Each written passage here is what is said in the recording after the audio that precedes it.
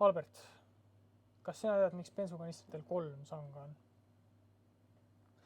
Vaata, kui vanasti sovhoosis bensu järgi käidi ja pudel veel hinge all ei olnud, siis said ühest sangast kinni võtta. Aga kui juba pudel hinge all oli ja sigullid olid tühjaks imetud, siis oli vaja sõber appi võtta. Aga teate, milleks seda kanistrit veel saab kasutada? Ma kohe räägin.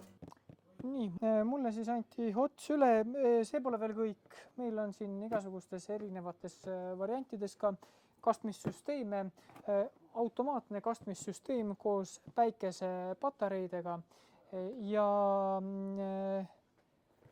peate juhtmed laiali, panete, seadistate siis taimeri ära ja egast midagi, kui otsustate vee asemel bensiini kasutada, võite rahulikult suve lõpuni mureta ja hooleta olla.